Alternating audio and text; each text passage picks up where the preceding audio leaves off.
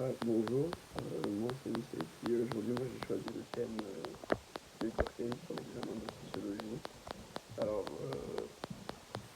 d'abord je vais vous exposer sur sa théorie, ce que c'est que sa théorie, et ce que c'est que la sociologie. Alors premièrement la sociologie c'est l'étude qui est faite de la société des humains en général et son groupe. Elle essaye de comprendre comment est-ce que les gens ils vivent ensemble, comment les règles elles se forment, comment les règles en société aussi elles se forment, comment il y a des inégalités, comment les groupes ils sont influencés, comment les groupes ils influencent aussi les gens tout seuls. En gros la sociologie c'est d'expliquer pourquoi on est comment on est, tout en tenant compte du milieu social dans lequel on se trouve et pas juste de la personne comme on pourrait faire dans d'autres endroits comme en psychologie ou autre.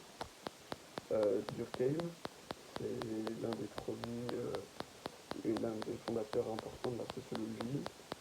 C'est un des premiers sociologues qui a vu le suicide comme quelque chose qui est social et pas comme quelque chose qui est individuel. Donc il y a des taux de suicide qui varient selon différents groupes sociaux. Et il dit aussi à son époque par exemple que les hommes qui sont protestants, célibataires, sans enfants, et les gens qui vivent en ville mais suicident plus que les autres, et que donc c'est pas qu'une différence sociale, et que donc ce sont des différences sociales et pas juste personnelles. Ensuite, Durkheim, on peut suivre l'évolution des taux de suicide dans le temps. Par exemple, au Québec, à l'époque des années 60, sauf quand il y a eu des crises comme la crise des années 30 où ça a augmenté un peu, puis entre 1960 et 1990. Mais sinon, les taux augmentent beaucoup, plus qu'en Ontario, mais pendant vers la fin du siècle. Ensuite, il explique ces différences par deux choses, l'intégration sociale et la régulation sociale. L'intégration, c'est à quel point on fait partie d'un groupe ou d'une communauté. C'est quand on essaie par exemple d'intégrer un lieu, etc. Et la régulation, c'est à quel point il y a des règles et un cadre clair dans la société. Donc ça, c'est à quel point est-ce qu'on est libre entre guillemets. Quand une personne elle est trop ou trop peu intégrée ou régulée, bah, ça peut mener à différents types de suicides. Par exemple, les différents types de suicides qu'il y a, c'est le suicide égoïste. Le suicide égoïste, c'est quand une personne elle est trop seule.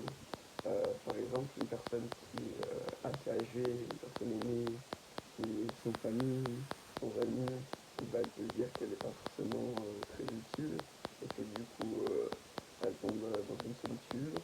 Puis après ça, bah, elle va se suicider. Bah, ce genre de suicide, ça va s'appeler le suicide égoïste parce que pour lui, c'est comme un suicide. On se dit, vu que nous-mêmes, notre personne, ne se trouve pas importante, et ben on se suicide. On ne pas forcément pas importante, ça peut être pour d'autres raisons, mais c'est parce que ça vient de nous, mais seulement on se suicide. Alors qu'à l'inverse, le suicide altruiste, ça c'est quand la personne elle est trop intégrée dans un groupe, et que du coup, elle a le devoir de se sacrifier pour sa cause, selon lui, le devoir de se sacrifier pour sa cause. Qui, par exemple, un pompier, il va se dire ah aujourd'hui je fais un intervention, etc. Puis il sauve quelqu'un, puis il sait que il est là-bas, il saute dans les vagues juste parce que il se dit comme ça il serait mort dans le feu pour sauver quelqu'un, que du coup c'est quelque chose de bien. Alors qu'il n'a pas à se suicider dans les flammes parce que c'est pas forcément important. Et sinon par exemple quand quand il y a des moines qui s'immolent par le feu pour leur religion, etc. Ça aussi, c'est des suicides altruistes parce que c'est suicide pour une cause. Le suicide anonyme, c'est quand la société elle a plus trop de règles, elle n'a plus vraiment de mode de fonctionnement qui est correct. Euh, Tout ce qu'on connaît, tous les repères qu'on connaît, bah, on ne sait plus comment ils arrivent et du coup on se suicide. Alors que le suicide fataliste, lui, bah, c'est quand il y a trop de règles justement et qu'on est trop contrôlé, qu'on n'est pas assez libre.